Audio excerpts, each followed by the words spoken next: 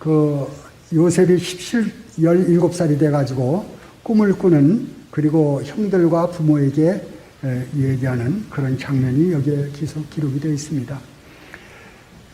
뭐 성경 좀 읽는다 하면은 창세기를 또 많이 읽으시기 때문에 아마 수십 번도 읽어서 잘 아시는 대목이라고 생각이 됩니다. 오늘 여기에 좀 교제할 내용이 있기 때문에 이 부분을 선택을 했습니다. 그동안에 제가 이 요셉에 대해서 여러 번 말씀을 드렸지만은 이 성경 말씀은 신기하게도 또 다른 주제가 나오고 또 다른 주제가 나오고, 성경은 보면 볼수록 깊이가 있다는 것을 깨닫게 됩니다. 이 요셉이 꿈을 꿨는데요, 이 꿈은 총리가 되는 꿈이에요. 나중에 총리가 되죠. 결국은 총리가 되는 꿈이었어요. 그래서 여기에 처음 꿈 첫 꾸고 그 다음에 또 얼마간 있다가 꿈을 또 꾸게 됩니다. 똑같이 꿈을 두 번을 꾸는데 처음 꾸는 꿈은 내 단은 일어서고 당신들의 단은 내 단을 둘러서 절하더이다. 이렇게 이제 첫 번째 꿈입니다. 이 꿈은 곡식과 관계가 있죠. 곡식. 결국은 이 곡식 문제 아닙니까? 이 형들이.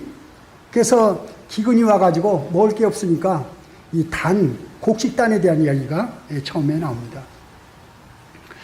이 소년 요셉에게 있어서 이 꿈은 아주 참 기분 좋은 꿈이었을 거예요.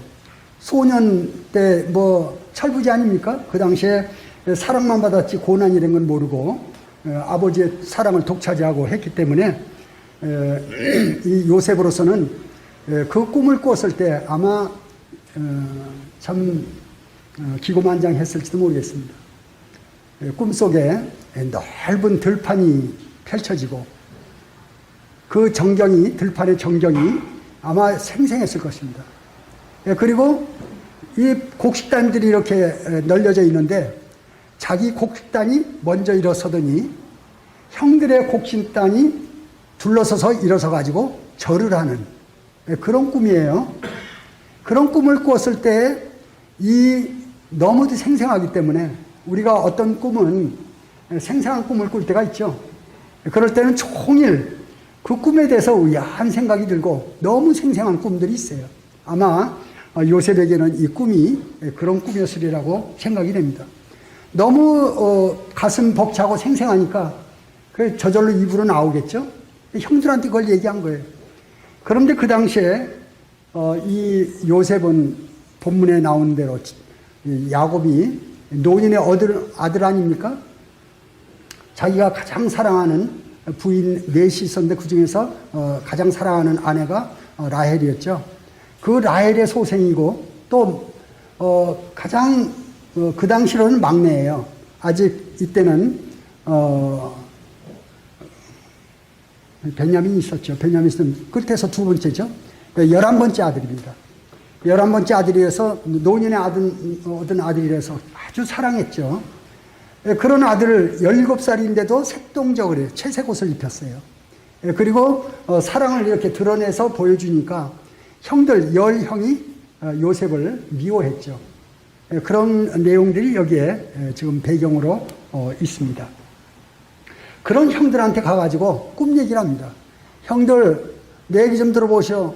그러면서 넓은 들판에 곡식단이 많이 있는데 내 곡식단이 이렇게 있고 서고 형들의 곡식단이 일어서더니 내 곡식단한테 절을 하더이다. 그렇지 않아도 미운데 이 미운 털 박인 동생이 그런 얘기를 하니 형들 속에서 어떻게 했어요? 부글부글 끓겠죠. 제가 이제 기고만장하네 뭐 이러면서 이제 아마 기분이 매우 안 좋았을 것입니다. 그런 꿈이었어요. 그 다음에 이제 또 꿈을 꾸는데 별들 이렇게 있고 그 별들인데 자기 별한테 그 11별과 그리고 해와 달이 절을 하는 거예요, 또. 하늘에서. 처음 꿈은 밭에 있는 곡식단에 대한 꿈이었고, 두 번째 꿈은 이제 하늘에서의 그 꿈입니다. 결국은 이 요셉이 총리가 된 다음에 이제 동생, 그 형들하고 또 그 가족들이 다 애국으로 오지 않습니까? 총리의 그 밑에 이제 권세 아래 들어가게 되죠. 그런 꿈을 보여주는 것으로 분별이 돼요. 그래서 두 번을 꿈을 꾸는데 역시 꿈은 동일한 꿈으로 요셉이 총리가 되는 꿈이죠. 총리가 되는 이 꿈을 꾼 그 요셉의 심령 가운데 그 꿈이 일생 동안 요셉을 지배했을 것이다 하는 그런 생각을 해보게 됩니다. 또 한 가지 이 꿈에 대해서 생각할 수 있는 분야가 있는데요. 하나님께서 주신 꿈이에요. 우리 그렇게 생각하죠? 성도님들 이 성경을 볼 때 요셉이 꾼 꿈은 개꿈이 아니죠. 개꿈이 아니에요. 우리 보통 개꿈이라고 그러지 않습니까? 이건 하나님이 주신 꿈이에요. 하나님이 요셉에게 계시하신 꿈이에요. 하나님이 주신 꿈을 이 요셉이 꿨을 때 하나님께서 그 마음에 얼마나 생생하게 넣었을 거예요. 아마 확실하게 꿈을 보여주실 것입니다. 그래서 이 요셉은 그 꿈을 잊어버릴 수가 없어요. 평생. 아마 그런 꿈이었으라고 생각합니다. 그 꿈을 가졌던 그 요셉이 이제 총리가 되기까지 그 꿈에 대해서 어려울 때나 좋을 때나 그 꿈에 대해서 아마 생각을 했으리라고 생각이 됩니다. 여기서 잠깐 좀 짚고 넘어가고 싶은 게 있는데요. 하나님께서 요셉에게 꿈을 주셨는데 총리가 되는 꿈을 주셨어요. 그런데 성도님들에도 하나님께서 꿈을 주셨다고 봅니다. 비전. 저는 그 비전에 대해서 가끔 생각을 해봅니다. 하나님의 자녀예요. 하나님의 자녀. 이 세상에서는 애굽의 총리면은 어마어마한 권세입니다. 어마어마한 권세를 받았어요. 그런 꿈을 받았어요. 이 요셉이. 그런데 성도는 하나님의 자녀라는 비전을 받은 거예요. 하나님의 자녀예요. 총리는 땅에서 참 훌륭한 직이지만은 이 총리하고 하나님의 자녀하고는 비교가 안 됩니다. 왜요? 총리직은 좀 있으면 시간이 지나면은 없어져요. 땅에 있는 건 다 없어져 가는 것입니다. 근데 하나님의 자녀는 이 보통 것이 아니에요. 우리가 이 땅에서 하나님의 자녀에 대한 평가를 잘 못할 수도 있어요. 그런데 이 하나님의 자녀라는 이 직함은 어마어마한 것입니다. 이제 주님 나라에 갔을 때 우리는 새 예루살렘에 들어갈 텐데 거기에 그 거주인들을 생각하면 천사가 나옵니다. 천사들이 있어요. 그리고 구약 성도가 있습니다. 이 구약 성도는 하나님의 자녀라는 이 신약계 성도하고의 차별이 있다는 것을 학자들이 가지고 있습니다. 분명히 달라요, 지위가. 그래서 그 침례 요한한테 주님이 말씀하셨죠. 여자에게 난 자 중에서 가장 큰 자가 침례 요한이다 그랬습니다. 그렇지만 이제 천국에서는 지극히 작은 자도 저보다는 높다. 그렇게 말씀을 하셨어요. 그거는 이제 신약계 성도를 가리킨 것이 아닌가 하는 그런 분별을 조심스럽게 갖습니다. 이제 이 신약계 성도는 지금 하나님의 자녀로 부르심을 받는데 그 하나님의 자녀의 지위는 하나님의 자녀예요. 이 하늘의 왕, 땅의 왕이 아니에요. 하늘의 왕 대신 그 하나님의 자녀예요. 하나님의 자녀는 하나님의 자녀라는 그 자체로만도 어마어마한 것인데 성경에 보게 되면은 이제 로마서 8장에도 나오죠. 그때 그 영광이 얼마나 큰지 이 땅의 것에 견줄 수가 없을 정도로 큰 것을 얘기하고, 그 다음에 또 한 가지 말씀하신 게 있는데 뭐냐면은 기업입니다. 하나님의 기업. 그래서 이 하나님의 자녀가 이제 아버지 하나님, 주님께서 그런 말씀하셨어요. 아버지께서는 모든 권세를 나에게 주셨다 그랬어요. 우리 주님한테. 우리 주님이 이제 제자들한테 또 권세를 주신다고 그랬어요. 그리고 요한복음 1장 12절에는 하나님 자녀가 되는 권세를 주신다고 그랬어요. 하나님의 자녀의 권세입니다. 그런데 이 땅에서 성도님들이 권세를 많이 못 사용하잖아요. 조금씩은 사용할 수 있어요. 우리 주님이 이 10년 가운데 함께 하시게 되면은 마음이 넓어지고 부드러워지고 또 헤아리는 것이 많이 있잖아요. 주위를 살펴보고 다른 사람을 존대하고 높이고 이런 우리는 할 수 없는 그런 성품들을 우리가 나타낼 수 있는 것이 바로 하나님 자녀의 권세라 하는 그런 생각을 해보게 됩니다. 하여튼 간에 이런 권세를 주셨는데 또 한 가지 생각해 볼 게 있어요.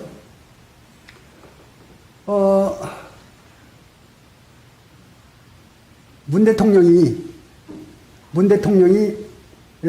여기 어떤 성도님한테 꿈에 나타나 가지고 내가 당신을 국무총리로 앉히겠다. 그런 꿈을 꿨다고 그럽시다. 그 꿈의 확률이 얼마나 될까요? 이루어질 확률이? 꿈의 확률이 얼마 안 되겠죠? 그런데 두 번째로 전화가 걸려왔어요. 문 대통령한테서 전화가 걸려와가지고 전화로 뭐라고 하냐면은 내가 당신을 국무총리로 임명하겠다고 그렇게 전화가 왔어요. 아마 우리 형제님들 중에 그래도 조금 연세가 드신 형제님들한테 그런 전화가 걸려왔으면은 깜짝 놀랄 거예요. 문 대통령이 전화를 했다 그러면은 그랬을 때 그 확률은 얼마나 되겠어요? 훨씬 높죠. 꿈으로 꾼 거는 개꿈일 수가 있지만은 전화로 문 대통령이 직접 전화가 왔다 그러면 더 큽니다. 그런데 그것도 믿을 수가 없을 수가 있어요. 그런데 임명장이 왔어요. 임명장. 이렇게 서면을 써가지고 당신을 국무총리로 임명한다고. 세 번째, 아주 확실하겠죠. 제가 말씀드리고자 하는 것입니다. 요셉이 총리가 된다는 것은 꿈이었어요. 꿈이었는데도 그 꿈이 이제 13년 후에 17살이었는데 30세에 총리가 됐거든요. 30세에 총리가 됐어요, 실제로. 그런데 성도에게는 꿈으로 준 게 아닙니다. 성도에게 하나님의 자녀라는 그 직함을 준 것이 뭘로 줬냐면은 서면으로 줬어요. 말씀으로. 성경 말씀으로 주십니다. 하나님 말씀으로 주시는 거예요. 꿈도 아니고 전화도 아니고 서면으로 주시는데 어떻게 주십니까? 성령님으로 말미암아 이 말씀을 받게 됩니다. 하나님의 영이 성경 말씀을 통해서 우리 심령 가운데 하나님의 자녀라는 직함을 주시는 거예요. 이 직함이 적은 거냐 아닌 것입니다. 이 직함은 적은 게 아닙니다. 어마어마한 직함이에요. 하나님의 자녀라는 직함을 받은 사람이 성도다. 그래서 요셉은 평생 동안 그 꿈을 잊어버릴 수 없을 정도로 생생한 꿈을 꿨는데 이제 성도에게는 하나님의 자녀라는 직함을 서면으로 받은 사람들이에요. 그렇기 때문에 우리가 지금 이 세상에 하나님의 자녀의 그 권세를 누리는 사람들 아주 좋습니다. 어떻게 누리죠? 말씀을 가까이 하고 주님과 가까이 한 삶을 사는 사람들은 심령이 넓어질 수밖에 없어요. 부드러워지고 양심의 뿌림을 받아 선한 마음을 갖게 되고 하나님의 말씀을 마음에 가득 담게 되면은 이제 주님이 역사하셔서 인간으로 할 수 없는 육체를 가진 자가 할 수 없는 생각들을 하나님께서 마음에 넣어주시고 그런 일들을 하게 됩니다. 하나님의 일이에요.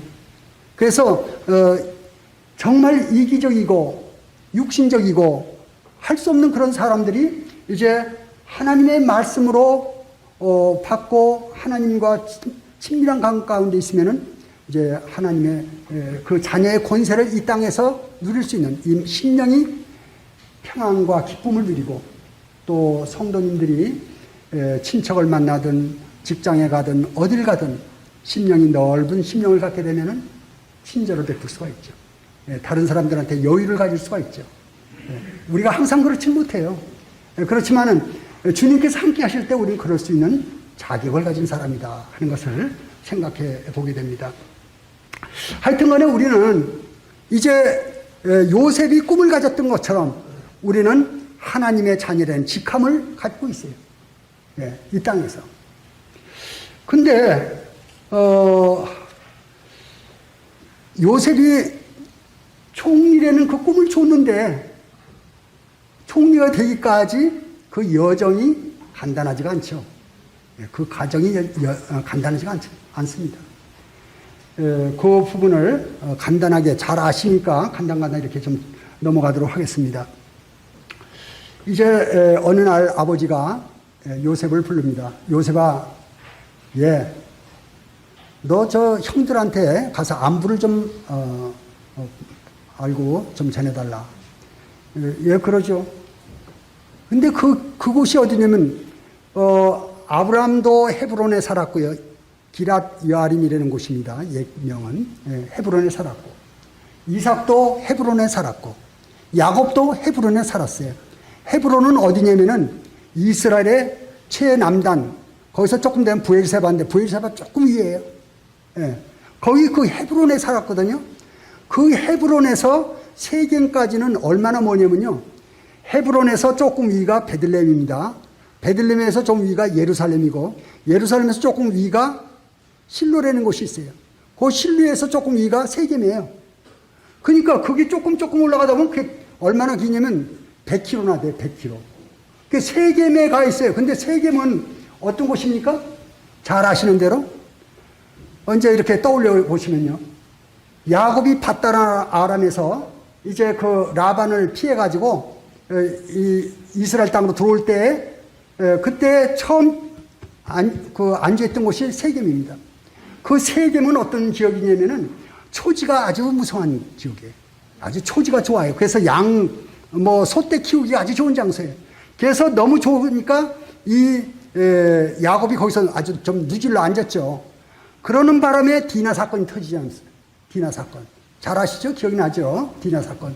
디나 사건이 터지면서 거기서 누굽니까? 시몬과 레위가 칼 차고 와가지고 할례받게 한 다음에 다 죽여버리잖아요, 남자들을. 무시무시한 살인극을 거기서 펼쳐지죠. 그 지역이 세겜이에요. 그 사건이 얼마 되지도 않았을 거예요. 그 요셉, 이제 요셉이 17살이니까 뭐 한 10년? 10몇 년? 길어야 그런 정도예요. 그런 정도의 그 세겜 땅에 이 소년 요셉을 보냅니다. 그것도. 요셉을 보낼 때 야곱이 좀 생각이 좀 짧았지 않는가 하는 생각도 해보게 되고, 하여튼 간에 하나님의 섭리라고 봅니다. 이 요셉이 세겜 땅을 가게 만들죠. 또 한 가지 생각해 볼 것은 야곱이 좀 눈이 흐렸지 않는가 하는 생각이 들어요. 뭐냐면요. 형들하고 이 요셉하고 이 관계가 얼마나 험악해져 있는지를 야곱이 눈치채지를 못했지 않느냐. 결국은 가가지고 요셉이 죽음을 당하는 거 아닙니까? 야곱의 입장에서는. 그런데 야곱이 형들과 요셉의 그 관계를 잘 파악하지 못했기 때문에 그쪽에 이제 보내게 됩니다. 그래서 이제 세겜 땅에 가보죠. 100km면은 하루에 못 갑니다. 모르겠어요. 말 타고 갔으면은 뭐 하루에 가겠죠. 세겜에 가보니까 없어요, 형들이. 그래서 이렇게 방황하고 있는데 거기에 있는 어떤 분한테 물어보니까 도단으로 갔다 그럽니다. 도단은 또 어디냐면 세겜에서 북쪽으로 또 30km 더 가야 돼요. 130km입니다. 결국은 헤브론에서 거기까지.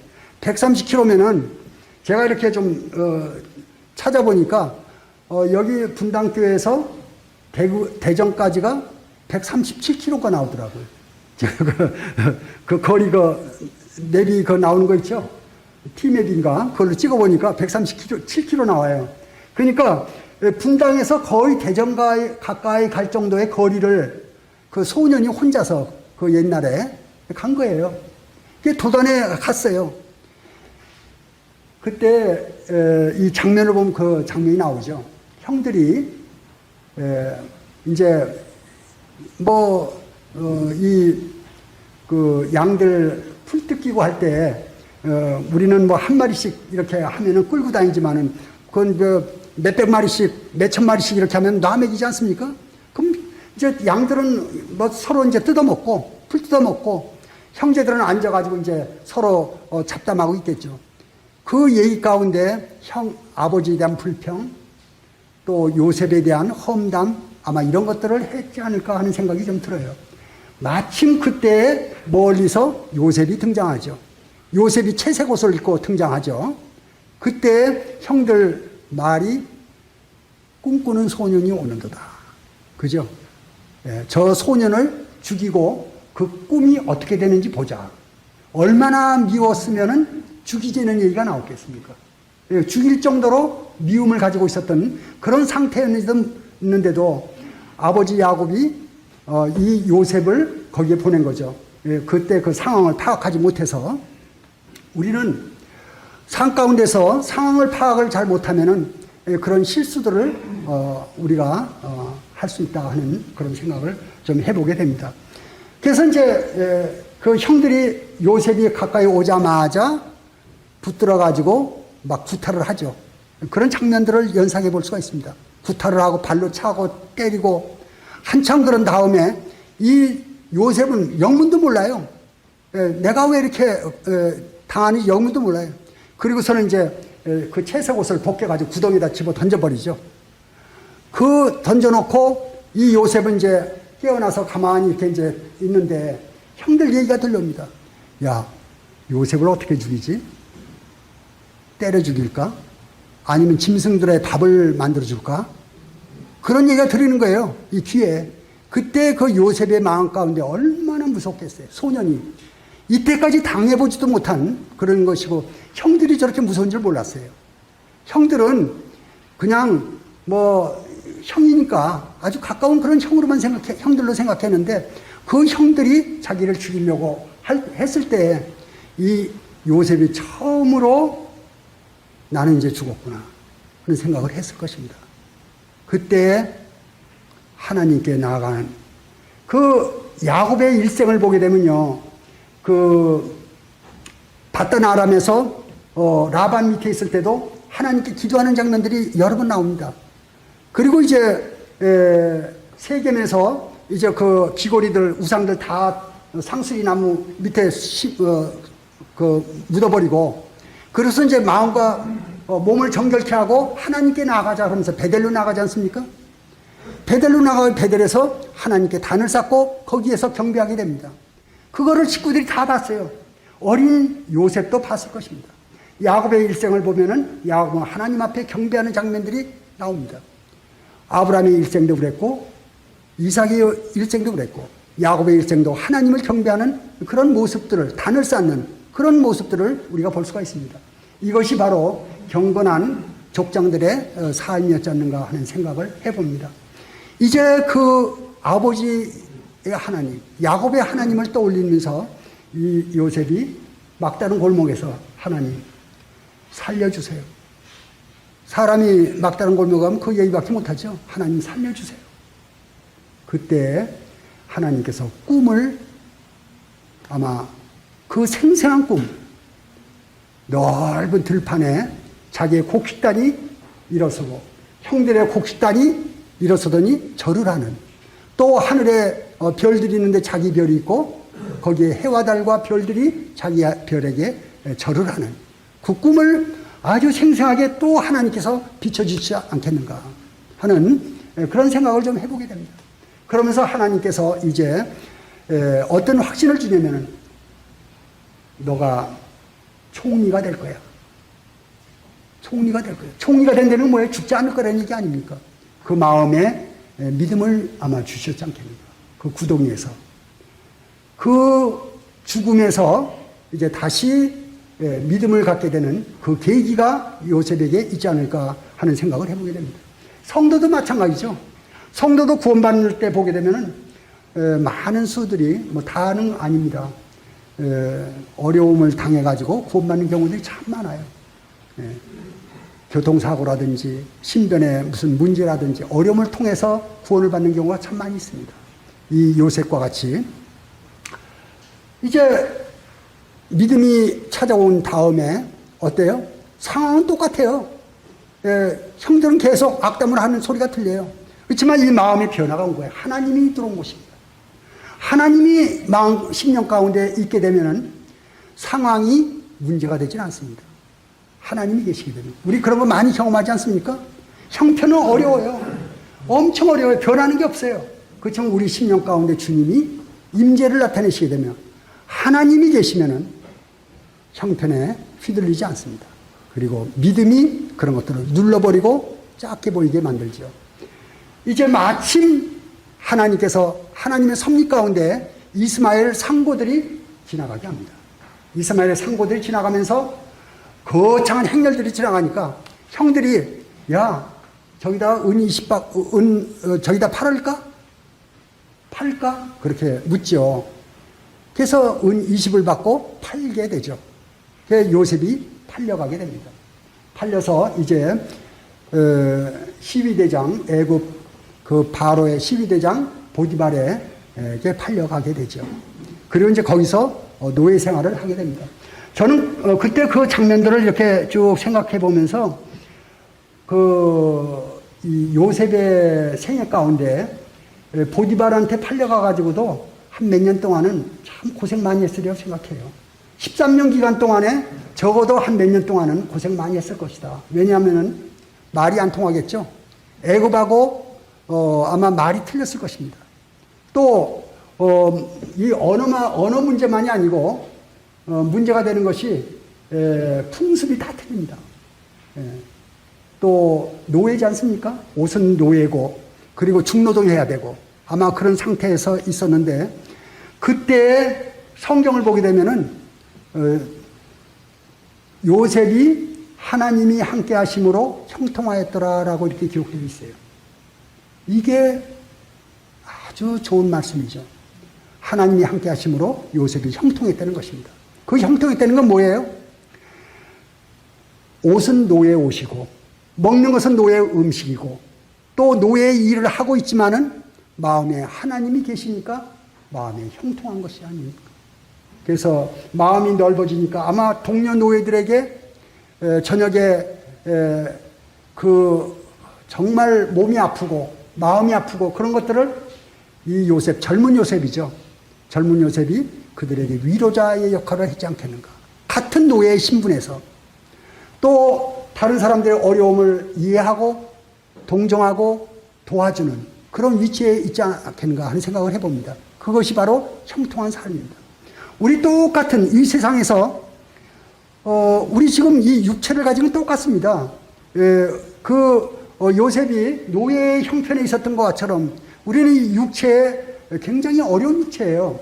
저는 이제 우리가 이 부활했을 때 이 몸을 벗어버리고 이제 주님과 같은 몸으로 화했을 때에 우리의 그 자유를 생각해 보게 되면요.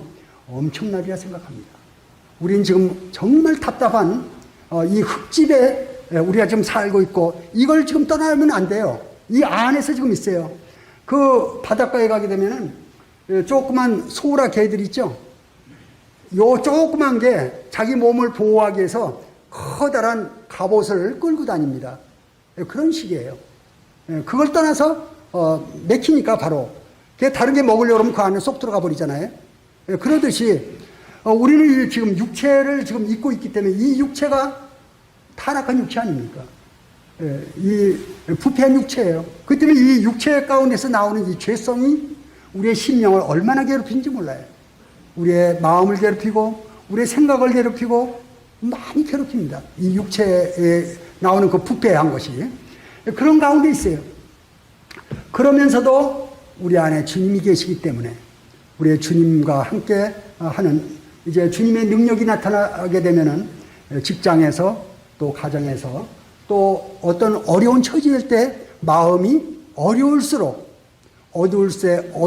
빛이 빛나듯이 우리한테 성도에게는 어려움이 극하게 찾아올수록 마음에 평화가 올 수가 있어요. 왜 그렇습니까? 보통 때는 주님 잊고 있다가 어려움이 찾아오면 바로 주님께 달려가잖아요.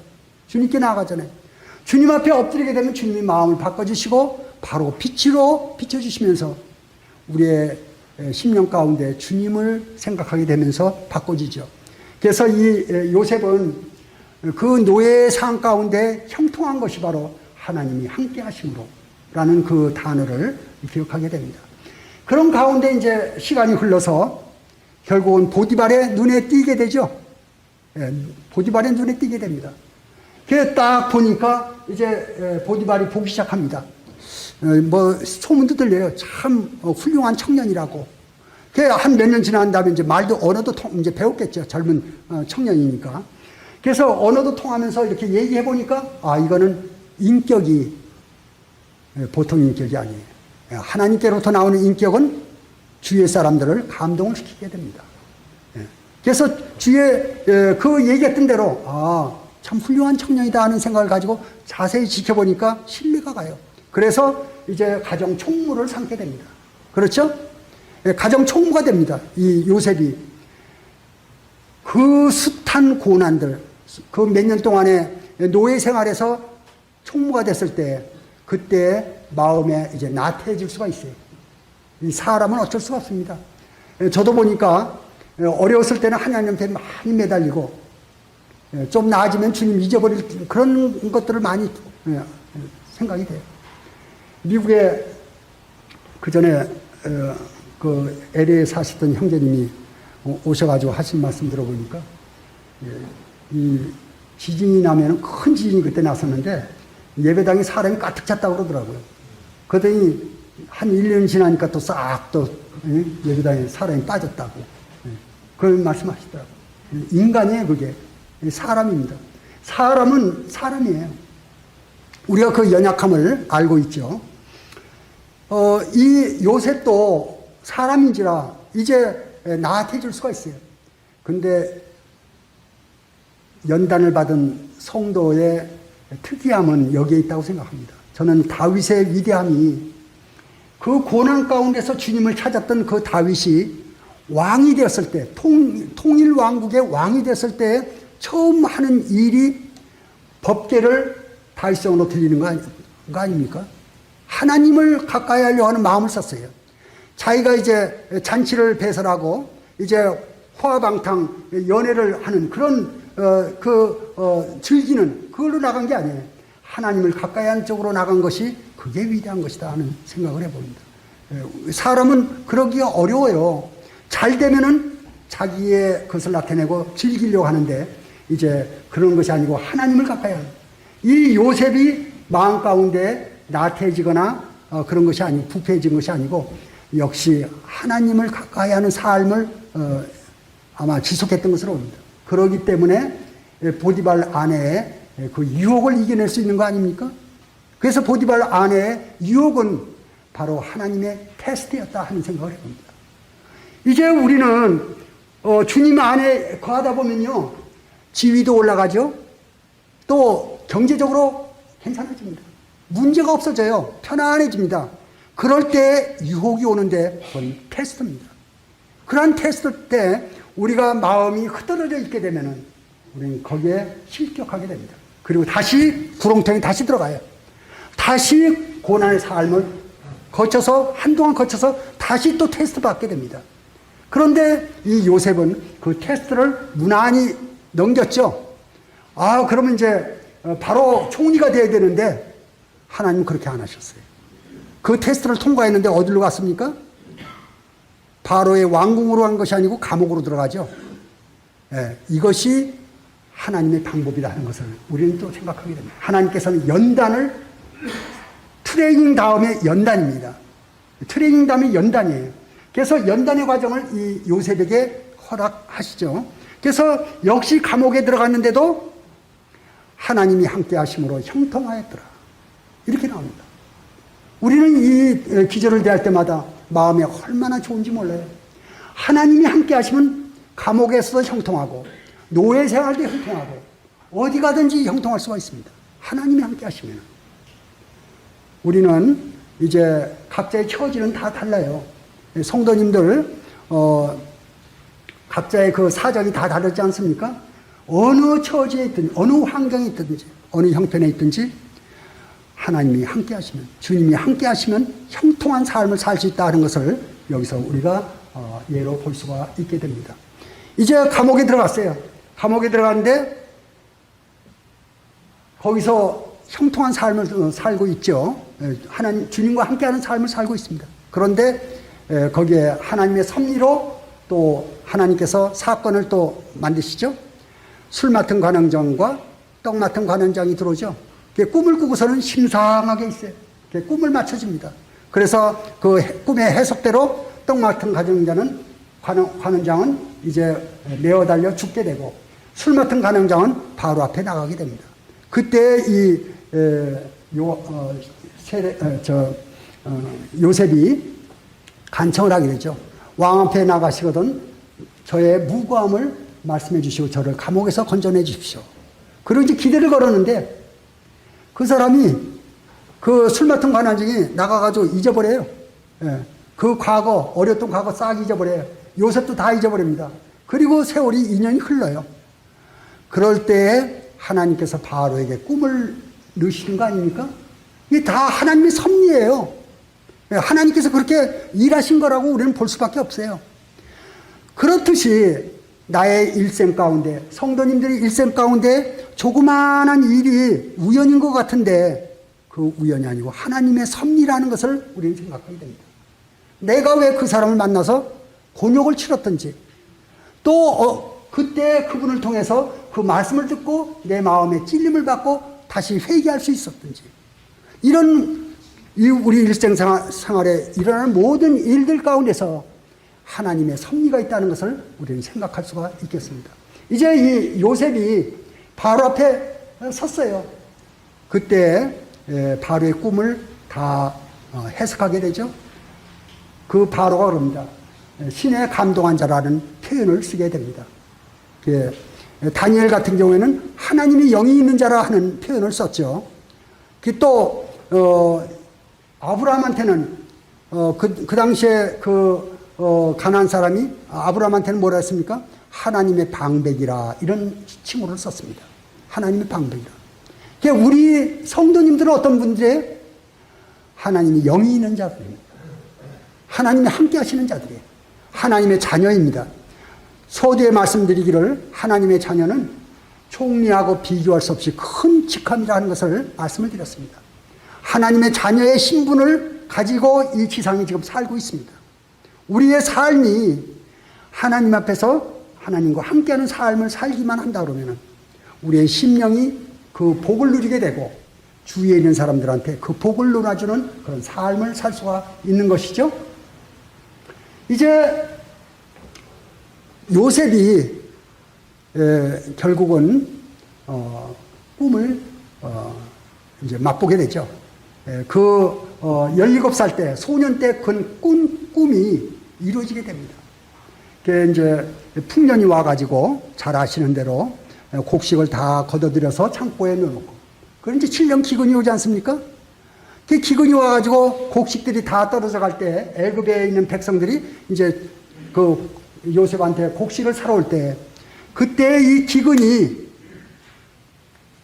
애굽에만 있는 것이 아니고 그 당시에 중동에게 기근을 다 보냅니다. 그래서 결국은 이 요셉의 형들이 곡식을 사러 이제 오지 않습니까? 와가지고 요셉 앞에 엎드려서 절하죠. 그때 요셉이 너무 그동안에 외로웠죠. 얼마나 소년이 외로웠겠어요. 이게 막 터진 겁니다. 형들이여, 제가 요셉입니다. 제가 바로 요셉입니다. 그러니까 이 형들은 깜짝 놀래가지고 뭐라 그럽니까? 아이고, 우린 죽었구나. 그 놀래는 그 모습을 보고 요셉이 형들이여 무서워 마소서. 당신들이 나를 보낸 것이 아니고 하나님이 나를 보냈습니다. 그런 얘기를 하지 않습니까? 하나님이 이를 본 거예요. 우리도 삶 가운데서요, 우리한테 일어난 일들을 속에서 다윗이 하나님을 봤듯이 범사에 우리 삶 가운데서 어떤 형제가 나를 어떻게 하든지 또 누가 나를 어떻게 하든지 그걸 보지 마시고 이제 그 뒤에 하나님께서 뭘 말씀하시는지 그걸 보는 거 아닙니까? 우리는 결국은 우리의 삶은 하나님의 하시는 그 일, 거기에 함께 하게 되면 우리는 형통한 삶을 살 수 있는 것을 우리가 알게 됩니다. 이제 하나님은 그 유목민, 양치는 유목민, 아브라함이 아들이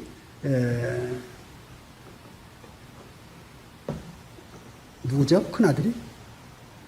이스마엘이죠? 이스마엘 맞습니까?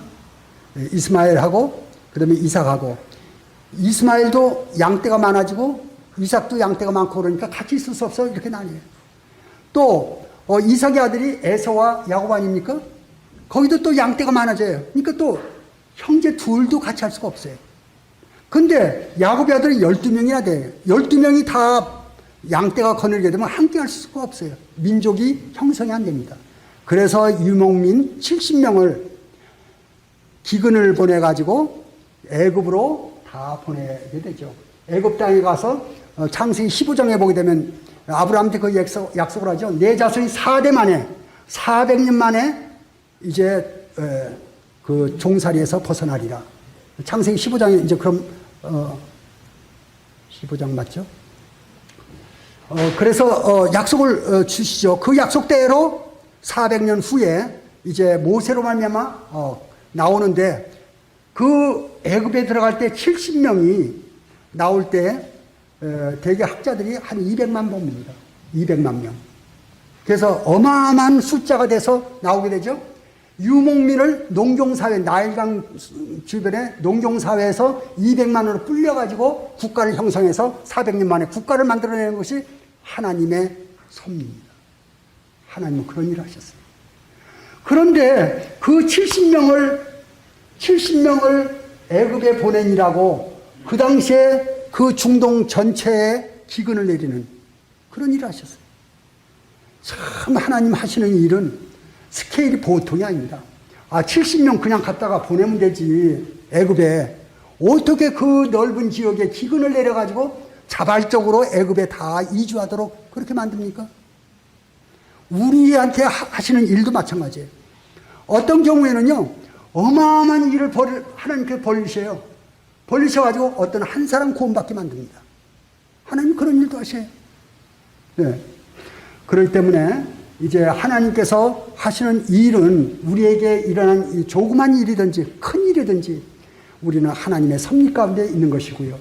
우리가 하나님과 함께 하면은 형통한 삶을 살 수 있다는 것을 요셉의 꿈을 통해서 꿈이 이루어졌듯이 이제 하나님의 자녀라는 이 직함이 잠시 후에는 주님 나라에서 빛을 발할 때가 있습니다.